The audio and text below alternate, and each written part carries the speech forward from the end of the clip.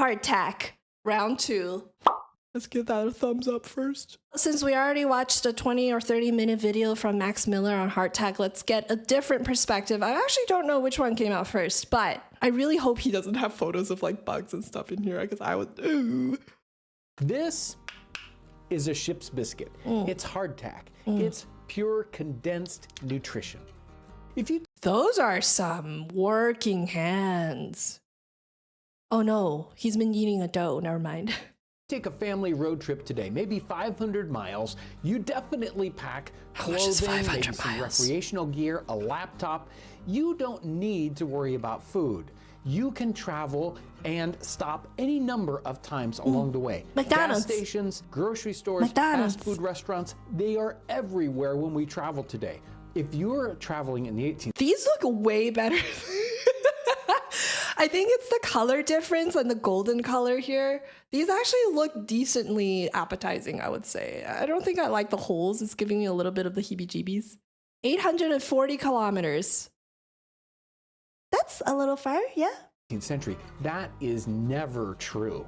You have to bring your food along with you. You never know when you might be able to find food or not. If you're a sailor on the high seas, there is no place to get food. You have to bring along every bit that you need. And it needs to be able to last through multiple different kinds of temperatures, in different situations. It needs to be condensed. It needs to be nutritious. I'm amazed by... Was Hardtack nutritious? Pretty sure it was just there to make sure you don't die, right? The resourcefulness of our forefathers in creating ship's biscuits. Ooh, that looks like chocolate biscuits. All the difficulties on this list. I even have a ship's biscuit here that is 10 years old, and it's still probably edible. I'm gonna try. Praise for this man. Please, no bugs in here. Try this at the end of the episode. Okay. So what is a ship's biscuit? How is it made? Ship's biscuits are so very, very simple. They are an unleavened bread. We just take 2 or 3 ingredients. You just need flour, you need a little bit of water, and maybe sometimes salt. You make a very stiff optional dough, and you form it into these little biscuit shapes, and they're baked. And they're baked by the baker at a fairly low temperature. Okay, before he said the baker, I was like, what does this man have anything to do with the concept of baked? Why this photo? Temperature, and for a very long time. What we're trying to achieve here is a hardened disc of baked dough. Damn, that was a crisp clasp. Holy. Man's tooting his own horn. He sure is. That's a horrible photo. He just has a bit of a belly, guys. He's a baker. He has to sample his own food to make sure they're not poisonous, right? Hardtack is smart triggers. Yo! That is a solid idea. Roleplay idea. Female... cute pirate captain feeds you hardtack. Let's binge that. With almost no moisture in it. Moisture is the enemy of a ship's biscuit. It will cause it to get moldy. It will also attract insects. If this is dry, desiccated, there's nothing here for bugs to eat, and it just doesn't go bad. So it's easy to imagine a ship's voyage, and on board ship are barrels and barrels of ship's biscuits. How are they going to eat these? Sailors know when they sign up that this is the bread they're going to get each and every day. In fact, rations for a sailor every day includes a pound of bread. So they may get 6, 7, 8 ship's biscuits depending on how big they are. There are accounts where sailors don't even like soft bread. After they're used to eating these for a long period of time, they think the soft bread is actually going to be bad for them. All that air in the bread will make their stomach not digest properly. And too much air is bad for you? Yeah, the biscuits can just be armor at this point. Are you a good cook? I think so. So this is what they crave each and every day. But it's not just sailors that have to endure ship's biscuits each and every day. Soldiers are also dealing with ship's biscuits constantly. 18th century soldiers are in situations where ship's biscuits are part of their ration, especially as a substitute, and maybe not an everyday thing. Joseph Plum Martin during the Revolutionary War talks get about that man some knee coming up to a pads. situation where they didn't have regular bread to give out, and so they had opened up a cask of ship's bread and say, take as much as you want. So each soldier stuffed all these ship's biscuits into their shirts and into their pockets as much as they could. This is like a cute grandpa telling me the story from when he was a sailor. I really like this. It's such a vibe. As we move westward toward the Mississippi, frontiersmen, explorers, and settlers are using ship's biscuits as part of their provision. They are surviving on this very same thing. Later on in the 19th century, It's a during the fox. Civil War, soldiers Hi, had to dear. deal with ship's biscuit the Hardtack. same way they did earlier. But they generally referred to it as hard bread, Chocolate or bread. hardtack. Ooh. If you read in the diaries, you don't see the word hardtack showing up very often. I think they just plain referred to it as bread, and if they got regular bread like we know it today, they would say something special in the diary, Soft like, bread? I got soft bread today. Ah. Through our time period where ship's biscuits become more and more important, the making of them changes. So early on, individual bakers are making ship's biscuits. Later on in the 18th century, it becomes more industrialized, and they set up bakeries right close to the ship ports. There are 5 or 6 people working on the making of ship's biscuits, and they might have 9 ovens going and teams of men making these biscuits. It turns Your life's calling is just to make hardtack? Like day in, day out, you get up early to make dough, and it's just for hardtack? That was satisfying. I like the crisp, like, bam. out that they need thousands and thousands of them for maybe just an individual ship. So the demand is very, very great. By the time we get into the 19th century, it's totally industrialized and machines are making them from start to finish. You'll probably say, John, is this really nutritional? Now, think about the flour in the 18th century versus flour today. Okay. These biscuits were made with the least expensive flour. Whole wheat flour, sometimes other kinds of inexpensive flours thrown in. In fact, probably much more nutritional than we can imagine. This was just meant to get you through the day. This was survival food, not trying to give you this complete wonderful nutrition that we are. Survival and also constipation. How much fresh drinkable water do they have on a ship? Still have to put that in barrels too, right? Or do they also drink rainwater? Are always thinking of today. People in the 18th century didn't have those same kinds of nutritional concepts. If we look at cookbooks in the 18th century, we will not find a recipe for ship's biscuits. They're made by the baker. They're not made in a house. And the bakers generally hand these processes down. They don't write them out. So they'll give it to your apprentice to make. Yeah, And he'll make verbal 1,000 passage ship's of biscuits or information. whatever. Classic. It's also an industrial process. We do get descriptions of this, especially as the process gets more and more mechanized, and we get descriptions of the archaic method of making ship's biscuits. I wonder I've got a couple. if all the recipes are like kind of different from, I guess, baker to baker. I could wonder if there were like gourmet hardtack that were like, yeah, their hardtack is especially tasty and don't attract bugs. I wonder. Not a lot of fresh water, mostly alcohol. Yeah, beer and grog. Grog? Grog? Water would go stale? Water goes stale? You may evaporate? Yo, my 21st century privilege is showing. Really? Oh, damn. Wait, how long does it take for a barrel of water to go stale? Ray bugs? Ew. But yes, I would add bugs to your protein chat.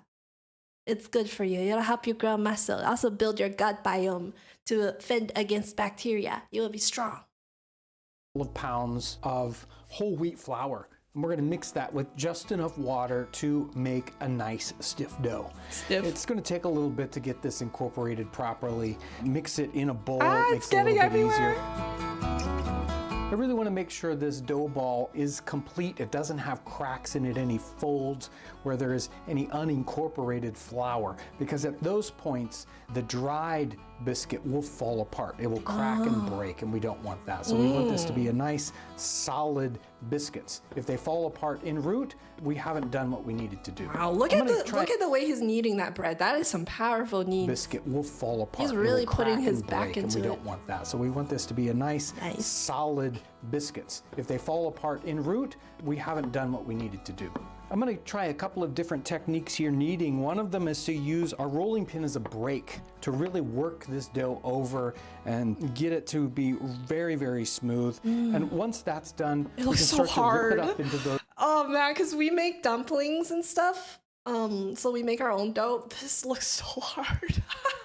Don't try. Are you gonna make some hardtack? Maybe next weekend? Because the hardtack ASMR is actually kind of an interesting idea I wish to explore. Those larger than egg size pieces. After those pieces are made, we can form our little biscuit shapes. We're looking for a hockey puck kind of style. Heated rivalry mentioned. They are turning out very, very consistently. Since this isn't an industrial kind of situation, I'm not selling these chips biscuits. They can vary in size a little bit. That's okay, especially for personal some use. Thick bread, As dude. we're That's forming like up the biscuits, realize that these are not going to grow as they bake. If anything, they'll shrink just a little bit. So we're losing forming these moisture. biscuits up almost exactly the size that we want them to be when we use them.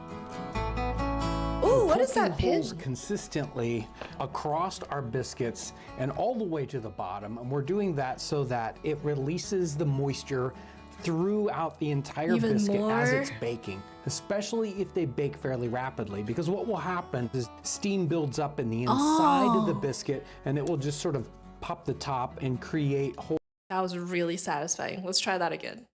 Biscuit, and it will just sort of oof, I like that sound. pop the top and create holes and gaps in our biscuit. In one sense, that's exactly what we want, because we want it to be easier to eat. But in the case of a ship's biscuit, where we want it to stay together until we're ready to eat it, we don't want any air gaps, we don't want any holes, and so we poke these holes and the steam will come out through those instead of puffing it up.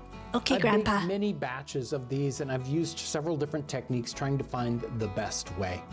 These take at least 2 bakes, if not 3 or 4, or you can do one very long bake at a low temperature. That's probably the best way to do it. We don't want that steam to build up, so if we bake them very, very slowly, that steam has a chance to get out of the biscuit without it breaking and cracking. So Taps forehead. I would say the best way to do it is about 250 degrees for 3 or 4 hours. You might need to bake. Jesus, 3 and 4 hours. Oh my God. That is a really long freaking time for an electric oven to be on. I mean, I guess back then they had fire ovens. What gives it the rise is like baking soda, right? There's also no eggs in here. It's just water. And they're like getting rid of the water. This is crazy. Bake them for a while and then lower that temperature. Maybe bake them for an hour at 250 degrees. Lower that temperature. I've even baked them overnight at just kind of the warm temperature in a modern oven. Damn. Ship's biscuits show up in multiple different literary references. This is from Swift's Family Robinson. We refreshed ourselves with wine and biscuit, which we found in some of the casks. Whenever we have bread or biscuits coming out of a barrel, we know they are ship's biscuits. The trick with ship's biscuits is you can't just eat them. You will break your teeth. So we don't want to eat that. This is our 10-year-old ship's biscuit. I'll try this last. It's starting to turn color. Is that okay to eat? We have our ship's biscuits that we just made, and we can use them in lobscouse. So you can check that episode out where we just ate them in the Sailor's Feast. We also have broken up a little bit of ship's biscuit and soaked it in wine. And here we're using it like cereal. So I've broken up the ship's biscuit by pounding it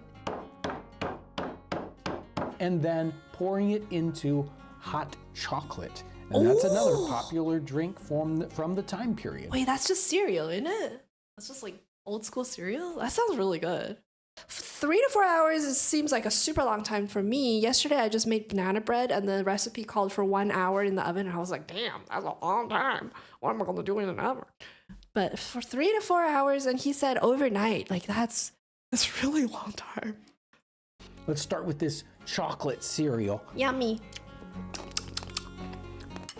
Probably needs to soak a little bit longer, Oh, but reminds me of cocoa wheats. It's actually really good. cocoa wheats.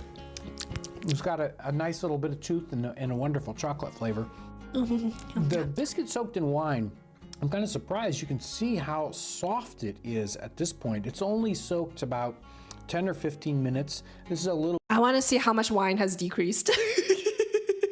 I want to see how much liquid these things have soaked bit up. of Madeira. Very common 18th century wine. Ooh, that's soft. Very nice and soft. Eats easily. And this could be dessert. So it's a bit of a dessert wine. You could soak this in water. The wine is gone. Or in grog. Here's the big trouble. Oh right? boy. This ship's biscuit is over 10 years old. Why does it look like It's that? got all these extra little holes in it. I didn't make all these holes. Some of these holes are made by bugs. Okay. All right. Oh. Okay. Let's go. Okay. There's no bugs in here, I think. Okay. Which is a common problem with ship's biscuits. And this one is a pretty hard one. It has been around this long, kind of a little overcooked. But let's break this. Oh my god, please no bugs crawling fucking. Oh. See what the inside is like. There we go. There's our ship's biscuit on the inside. There's some bugs in there. Some Not looking. Not looking. larvae, which is a common problem in the 18th century. Sailors, gone? they would tap the biscuits on the table to knock the bugs out, or eat them in the dark because they didn't want to know what they were eating. Oh. You gotta eat it in the dark so you don't look at the worms you're chewing in half. I don't know why I did this video. Let me see if I can get a little bit of it here. Not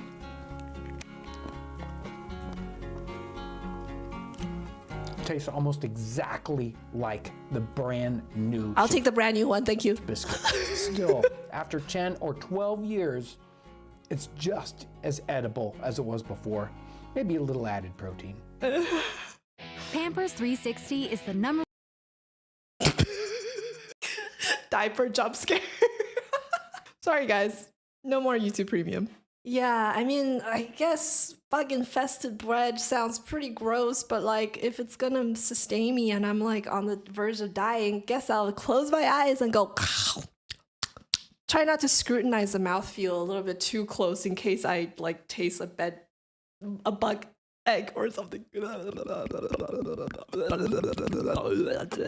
I enjoyed that video. I really like his vibe. He's like old grandpa, very serious about telling me his time when he was serving in the army and also crossing the frontier and also a pirate in the 1700s. I really like him.